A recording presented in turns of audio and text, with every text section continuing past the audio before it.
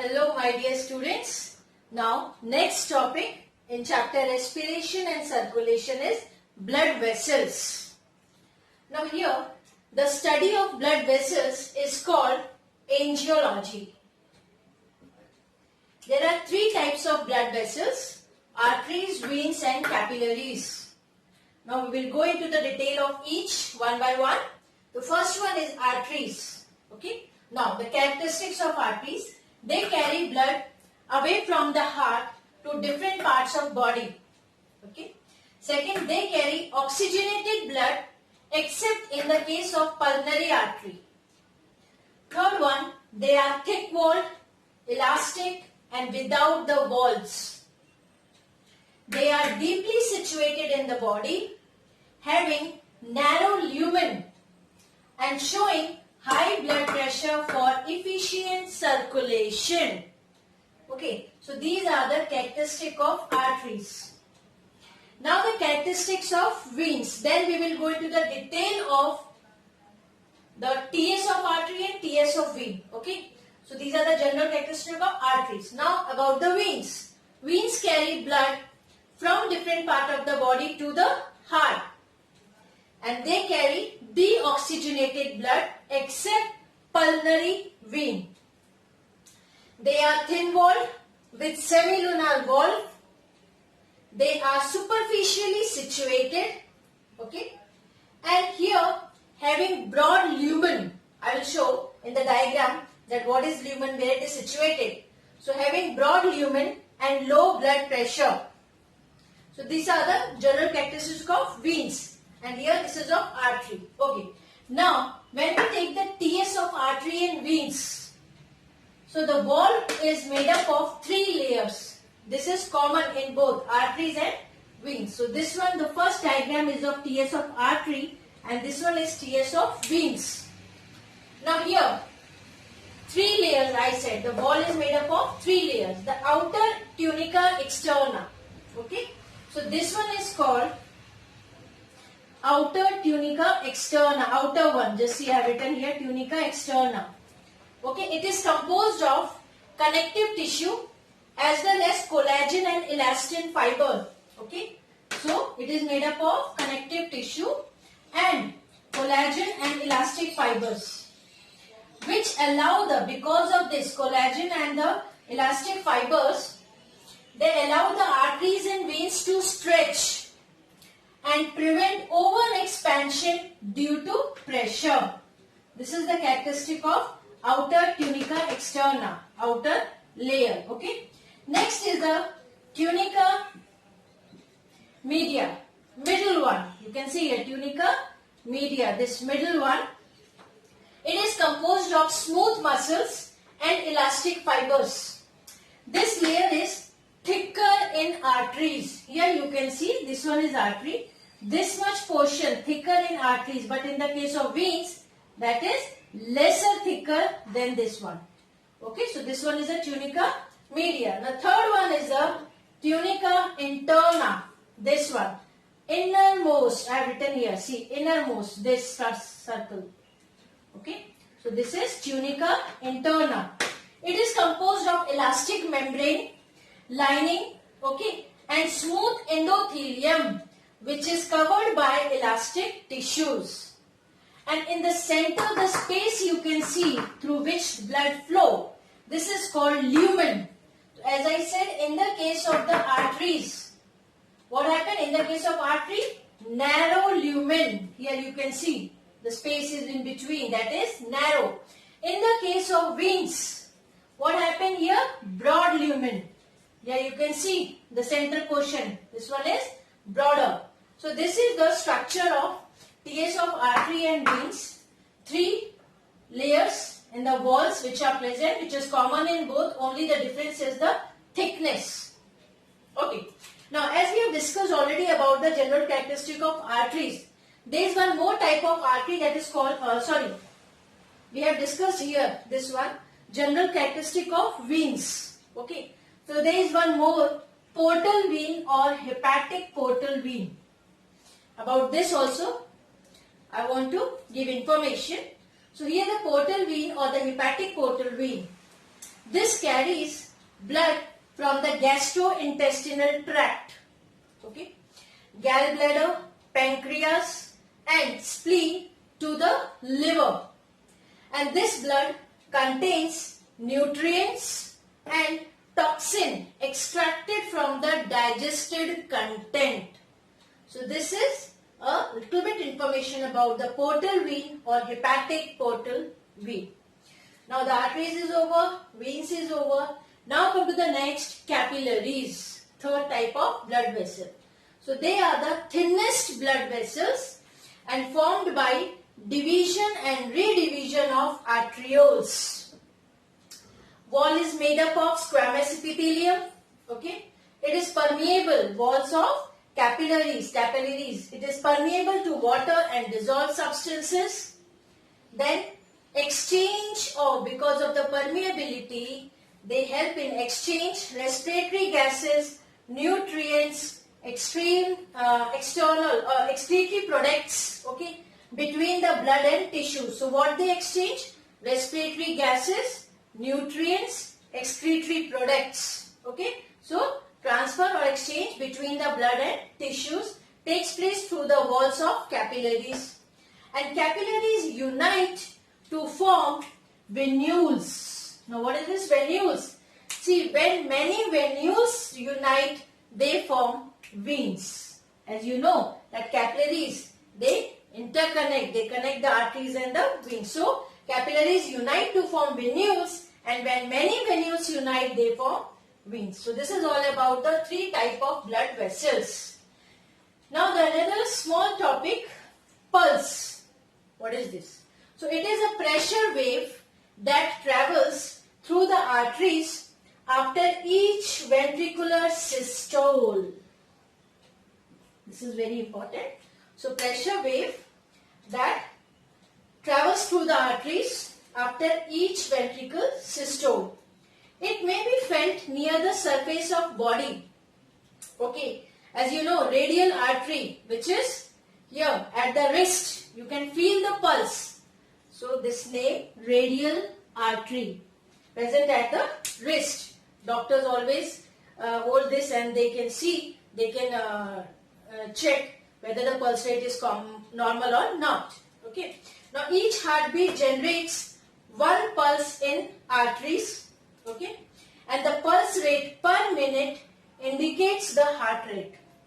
Pulse rate per minute indicates the heart rate. And the normal pulse rate is 72 times per minute, isn't it?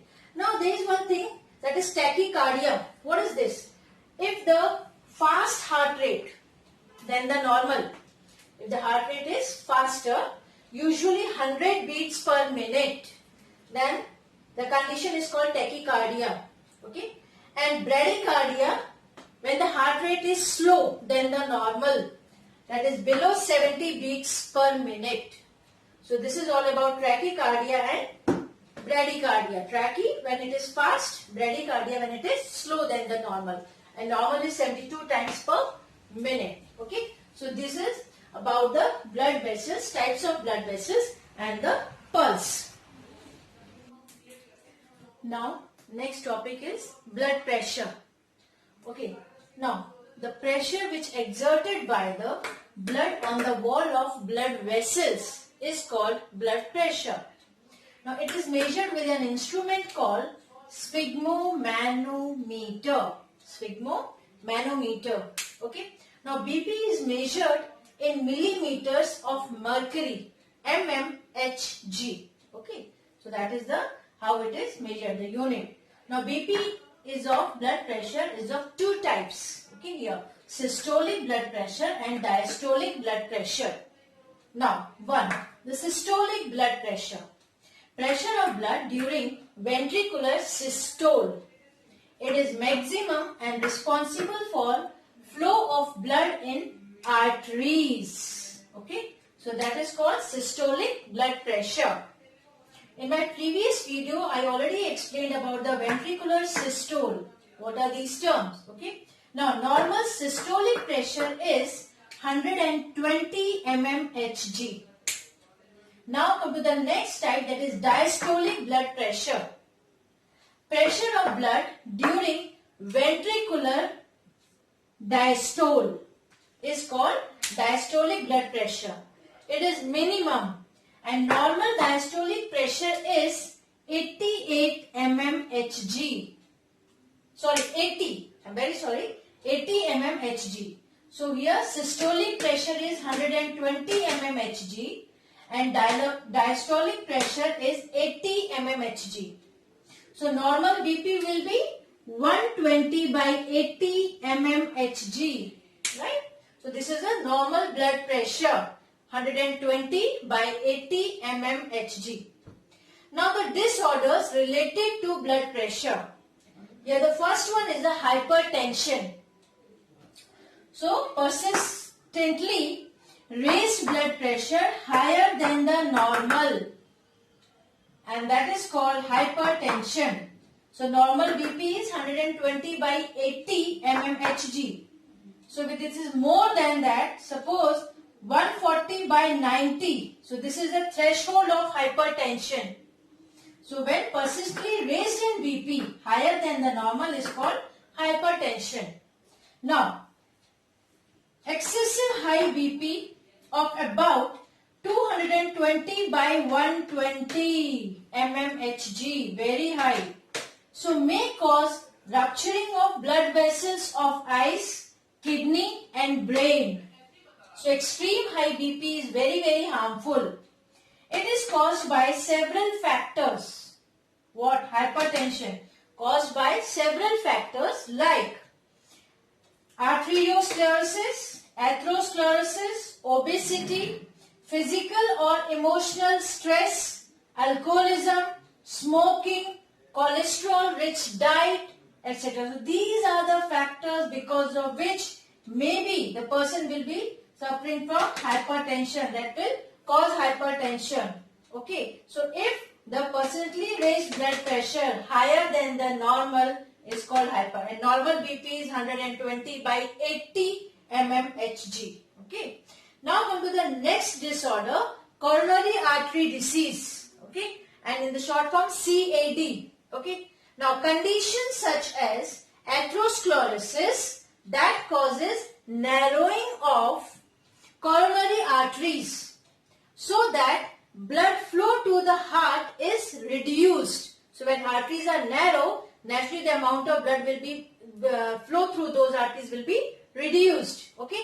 Now atherosclerosis refer to the deposition of fatty substances in the lining of arteries, and this result in the formation of atherosclerotic plaque that decreases the size of the arterial lumen. I already explained about the lumen in the arteries and the veins. Okay. Now here what happened? Those lumen will more decrease because of this atherosclerotic plaque. So that's why the blood flow to the heart will be reduced. Okay. So this is called coronary artery disease. Next disorder is Angina Pectoris. Now what is this? It is the pain in the chest that result from a reduction in blood supply to cardiac muscles due to narrowed and hardened coronary arteries. Okay. So this is the reason that coronary artery become narrow and hardened, stiff. The pain may spread, this angina pectoris, because of this the pain will occur, that is especially in the chest, and that pain may spread to the neck, lower jaw, left arm and left shoulder. It often occurs during exertion when the heart demands more oxygen and narrowed blood vessels they not able to supply more oxygen. So at that time angina pectoris or the pain occurs mainly in the chest, but it may spread to the other parts of the body also. Okay, so these are the disorders, and this information is about the blood pressure, the unit, the instrument, what is the normal blood pressure, what is the systolic and diastolic blood pressure. Now on to the next topic, ECG. Okay, now what is this? A graphic record of electrical variations, okay, produced by the heart during an one heartbeat or one cardiac cycle is called ECG or electrocardiogram. This is the full form. So once again, ECG is the graphical record of electrical variations produced by the heart during one heartbeat or one cardiac cycle is called electrocardiogram or ECG. And this ECG is measured by or recorded by machine that is called ECG machine. Now, you know that ECG, this technique was discovered by Enthoven in 1903. Now, how they measure with this instrument? What happened? The electrical activities of the heart are recorded on ECG machine by placing the electrodes at various locations on the body. Two electrodes are connected to the chest of the patient above the heart, while the third electrode is a reference connection connected to upper and lower limbs.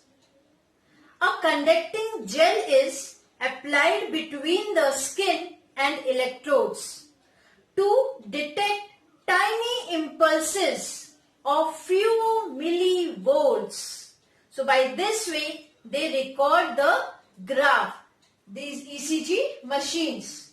Now the electrical activity of heart is represented in the form of a graph as time on x-axis and against the voltage displacement on y-axis. See, here I have drawn the graph also.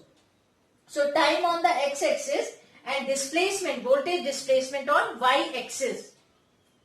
Now normal ECG is a series of ridges and furrows.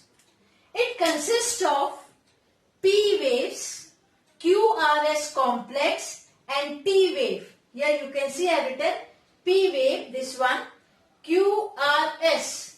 This is a complex, QRS complex and T wave. So this ridges and furrows. So normal ECG contains such diagram and this is the portion. Now one by one, what is P wave? This is very important. In your textbook also they have given the diagram. So normal ECG contains P wave, QRS complex and T wave. Now P wave, this represents, this one, represents impulse generated by SA node. Okay, all these terms I have explained in my previous video. Fine. Now when we have studied about the conduction of the heart, okay, or working system of the heart. Now P wave represents impulse generated by SA node. It causes atrial depolarization, resulting in a atrial contraction. So this is represented by P wave. Now come to the QRS complex. Now this QRS complex, this one, represents spreading of impulse from SA node to AV node. Okay. Then to bundle of His and then to Purkinje fiber. It causes ventricular depolarization, resulting in ventricular contraction. Okay. So you have seen P wave, atrial contraction, QRS complex, ventricular contraction. This represents. Okay. Now the last is T wave. Here you can see in the graph. So this wave represents repolarization, resulting in ventricular relaxation. This one. So here the atrial contraction, ventricular contraction, and this is a ventricular relaxation, repolarization. In these two cases, depolarization is there. So this is all about the ECG. This information usually they ask for 3 marks, not more than that. And one more thing. Now, what is the use of this ECG? See, ECG is useful to detect abnormalities in the functioning of heart, as in coronary artery diseases. Okay, here this one. CAT, okay, heart block, angina pectoris, tachycardia, cardiac arrest. So such types of abnormal functioning of the heart can be easily detected by ECG. So if we check the ECG, we will get the graph, and then we come to know whether our heart is healthy, whether that is pumping properly or not. So whatever the abnormalities related to the functioning of the heart can be detected by ECG. Okay, so just have a look of this, and here these three things are very important. P wave, QRS complex, and T wave. Now the last topic of this chapter, lymphatic system. Okay, this lymphatic system consists of lymph, lymphatic capillaries, lymphatic vessels, and lymph nodes. Okay, so one by one we will go into the detail. Now first one is lymph. We can call that clear water. So it is a colorless liquid connective tissue. Okay, and the tissue fluid that bathes the cell is collected in lymphatic capillaries, and then it is called lymph. It is blood minus, means this is not present, blood minus RBC, platelets, and some plasma protein. It contains carbon dioxide and metabolic waste. So this is a little bit information about the lymph. Mainly it is a colorless connective tissue fluid. Okay. Now come to the lymphatic capillaries. These are thin-walled vessels present in all the tissue spaces. They are interwoven with blood capillaries but are not connected with them. So this is called lymphatic capillaries. Now come to the next is lymphatic vessels. Now lymphatic capillaries unite to form large tubes, and this is called lymphatic vessels. They are thin-walled, okay, lymphatic vessels. Two main lymph vessels are thoracic or left lymphatic duct and right lymphatic duct. Okay. Now, thoracic or left lymphatic duct, about this. It receives, means thoracic duct, it receives lymph from left side of head, neck, chest, left upper extremity, and entire body below the ribs. The lymphatic vessels coming from intestine contains absorbed fat. Okay. Hence, they are milky in appearance and are called lacteals. Right lymphatic duct. Now this one. Okay. Right lymphatic duct. This drains lymph from the upper right side of the body. So in this way there are two types of lymphatic vessels, thoracic or left lymphatic duct and right lymphatic duct. Fine. Now come to the next is lymphatic nodes. These are small oval or bean shaped bodies placed or present in the course of lymphatic vessels. They are maximum at the region of neck, armpit and groin. They act as lymph nodes. They act as filters, as macrophages of lymph nodes remove the bacteria, foreign materials and cell debris. They also produce, very important, lymphocytes and antibodies. Okay, so this is all about lymph nodes. So we have finished that lymph, it consists of lymphatic system, whole lymphatic system. It consists of lymph, lymphatic capillaries, lymphatic vessels and lymph nodes. Okay, so now at the last, what are the common functions of whole lymphatic system? Functions. So here the first one, just see. It drains out excess tissue fluid from the extracellular space back into the blood. First function. Second, it also carries carbon dioxide and metabolic waste that diffuses into the tissue fluid to the blood Okay. Another function, it takes lymphocytes and antibodies to the blood. Here they are produced and then it is it goes to the blood. Now next, it destroys the invading microorganism, foreign materials, debris. So this is also the function of lymphatic system. And the last one, lymphatic system transports absorbed fat from the intestine to the blood. So these are the important functions of the lymphatic system and brief information about the whole. Just have a look of this. Thank you.